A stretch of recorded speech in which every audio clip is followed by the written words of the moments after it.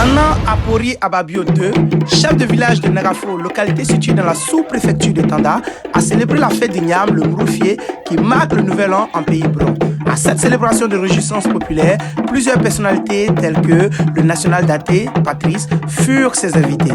Aux côtés de sa population très heureuse et reconnaissante des nombreuses réalisations de Nana Apori Ababio en seulement 4 ans de règne, telles que le retour de la cohésion sociale, la construction de 3 salles de classe pour l'école primaire, la mise en place du comité d'insalubrité, la construction du collège moderne de Nagafo, l'antenne du réseau téléphonique, le projet de construction d'un château d'eau en cours et le désenclavement à travers l'ouverture de l'axe Nagafo-Guindé et bien d'autres réalisations en cours. Le chef a encore une fois célébré la perpétuité de sa tradition. Suivons ensemble l'interview accordée au PDG de OTT TV et les témoignages de sa population. Je suis Nana Apori Ababio, chef du village de Nagafo. Nous dépendons de la province Penango. Cela fait environ 4 ans que je préside au destiné de ce village. Nana Ababio, c'est ça? C'est ça. Nana Ababio Diakalia, que nous connaissons à l'état civil. Et cela fait 4 ans que vous êtes sous le règne de ce village. Quel a été l'apport de le village? Oui, en tout cas, notre arrivée à la tête de ce village, d'abord l'engouement, l'unité, parce qu'il y avait beaucoup de clans dans le village. Et ça a été notre première bataille, d'abord l'unité. Après cela, la propriété du village.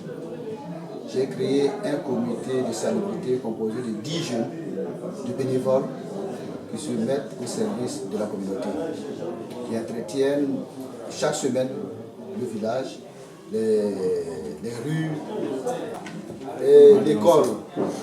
Nous avons 2 écoles, mais nous avons boosté l'école à plus de 12 classes aujourd'hui. Et le clou, c'est le collège moderne de Nagafo qui a ouvert ses portes cette année, rentrée scolaire 2022-2023. Même la voie qui reliait Guindé à Nagafo était vraiment oubliée, parce que c'était une voie qui, jadis, a été empruntée par les véhicules. Mais après, même les véhicules même ne pouvaient pas, et les vélos ne pouvaient pas passer. Mais aujourd'hui, c'est chose faite. Grâce à nos actions, c'est ouvert. Actuellement, les gradins sont là-dessus. Ils sont en train de faire le rechargement. D'accord. Avec ce bilan très riche et salutaire, alors, quelles sont vos attentes au niveau de la population d'abord? Oui, les attentes sont nombreuses. C'est toujours la cohésion d'abord. La santé, c'est pourquoi je me bats pour la propriété du village, parce que la propriété, c'est la santé. Et les soucis de développement, le désenclavement du village, c'est vrai, nous avons la chance de ne pas être trop loin de la grande voie, 5-4 km, mais nous ne sommes pas seuls, parce que moi, mon souci, c'est la communauté, et tous les villages qui tournent autour de nous, j'associe tous ces villages, tout ce que je fais, toutes les entreprises. Aujourd'hui, nous sommes en train de nous battre pour avoir un château d'eau. Peut-être pour la petite histoire, quand j'ai fait la demande, moi-même déjà j'ai fait la demande avec 4 villages au moins. Et quand le ministère a reçu le courrier, ils étaient tellement stupéfaits. Ils disent, maman, c'est comme ça, nous voulons les projets. Automatiquement, le projet a été accordé.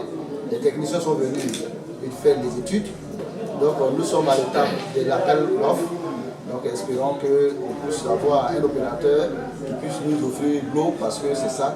Nous aurons désormais de nouveaux fonctionnaires, et l'eau c'est la source de vie, et quand il n'y a pas l'eau, vraiment ce sera difficile. Et donc c'est vraiment l'une de nos plus grandes inquiétudes aujourd'hui et nos grands soucis.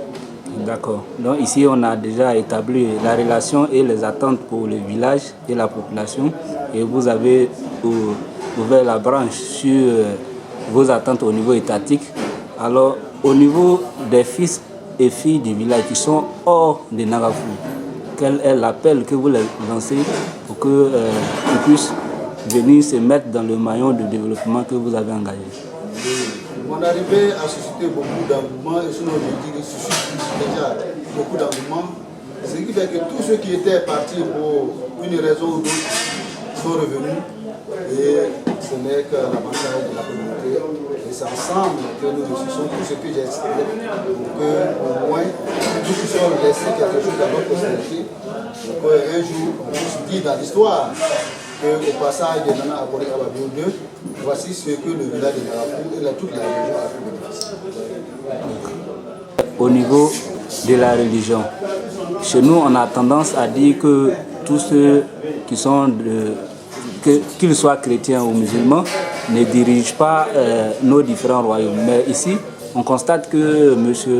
Nana Ababio allie l'islam et la gestion du royaume du village. Et comment vous expliquez cela? Et comment vous arrivez à pouvoir faire comprendre aux autres que c'est possible? Exactement. Vous voyez, la tradition, la culture et la religion sont des événements sociaux très différents, mais non dissociables. Nous sommes des familles multicolores. Dans une même famille, il y a des combien, il y a des animistes, il y a des bouddhistes, il y a des catholiques, il y a des musulmans. Alors, notre travail, c'est d'amener tout le monde à comprendre que la religion et la tradition ne sont pas la même chose. Mais les deux peuvent cohabiter. Tout à l'heure, tout ce qui était sur les apatables, une bonne partie s'est retrouvée à la mosquée. Le matin, il y en a qui étaient à l'église et vice-versa. Et donc, c'est la même famille. Et donc, les religions sont venues trouver nos coutumes. Et donc, on ne peut pas se passer de nos coutumes parce que, comme le dit l'adage, chasser le naturel, il revient au galop. Et la richesse première que nous avons, c'est notre coutume. Et peut-être la chance que moi j'ai eue, c'est que très tôt, je me suis abrévé à la source culturelle. Et donc, aujourd'hui, je suis un homme plus ou moins aguerri à la pratique culturelle, maîtrisant les us et coutumes bons. Parlant de Nafou, d'abord, est un village historique dans le royaume. Ça, pour ceux qui connaissent l'histoire, c'est vrai que nous n'allons pas l'étaler ici, mais Nafou est un village historique. Et nous avons notre place à jouer. Et c'est pourquoi je ne peux pas. Aussi, même la fête des Ignames, depuis un moment, je ne célèbre plus la fête des Ignames. Ça fait 3 ans que j'ai commencé à refaire surface avec tout ce que nous pratiquions. Aujourd'hui, nous avons expliqué un peu comment la fête des Ignames se faisait. Qu'est-ce que le roi devait faire, quelles sont les différentes étapes de la fête des Ignames. Où il fallait d'abord aller à la rivière, laver les tabourets, laver les pieds de Nana, asperger l'eau comme eau bénite qu'aujourd'hui. Et ça se faisait déjà avant. Aujourd'hui, quand on va dans nos mosquées, il y a les nassidji qu'on prend pour faire. On va dans les églises, on a l'eau bénite qu'on asperge, mais les anciens aussi aspergeaient cette eau de purification pour purifier le peuple. Le jeu de fagot, par exemple, c'est une bénédiction. Et c'est ce bois-là qu'on tirait 3 parmi les bois donnés qui servaient à préparer ce que la nourriture qu'on devait donner à nos ancêtres. Et vous qui avez la chance de que votre bois soit tiré au sort, mais c'est d'une grâce. Puisqu'à ce moment, il n'y a pas de lumière, donc il fallait qu'on ait du feu dans la maison pour que ça puisse nous éclairer les nuits venues. Quels sont vos mots de fin? Oui, c'est vraiment dire merci à tous ceux qui ont bien voulu nous accompagner cette année dans cette célébration et prier Dieu que tout le monde soit en bonne santé. Ils sont venus bien sains et saufs, qu'ils puissent retourner chez eux, chacun dans sa famille, sains et saufs aussi, et que l'année prochaine nous trouve en très bonne santé pour relever les défis qui nous attendent. L'avènement de Nana nous plaît beaucoup parce que ça nous a permis d'obtenir beaucoup de choses. On a eu collège, on a eu école, on a eu au palais, on a demandé une coopérative pour les femmes. On a fait ça pour nous. On est en train de construire un château pour nous. La jeunesse travaille et le village avance. Tout le monde avance et ça nous plaît beaucoup. Vraiment, l'arrivée de Nana nous apporte beaucoup de choses et beaucoup de bonheur.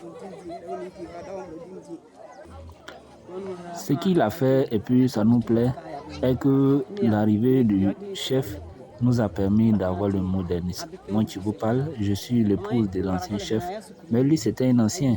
Donc lui, il avait sa manière de diriger le village. Mais le nouveau, lui, il nous a mis dans le modernisme et grâce à lui, on a obtenu beaucoup de choses. Ça fait que nous l'aimons et nous le soutenons toujours. Quand on le voit en public, nous sommes très fiers de lui.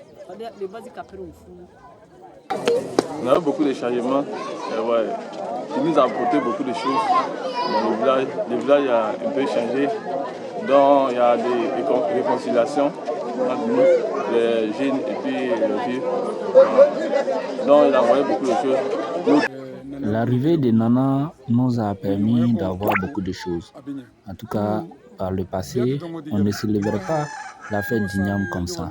Mais grâce à Nana, on arrive à réunir tout le monde et célébrer comme il le doit cette fête. Et grâce à l'arrivée de Nana aussi, nous avons eu à faire des découvertes sur notre propre histoire et sur beaucoup de choses. En tout cas, nous sommes satisfaits de son arrivée.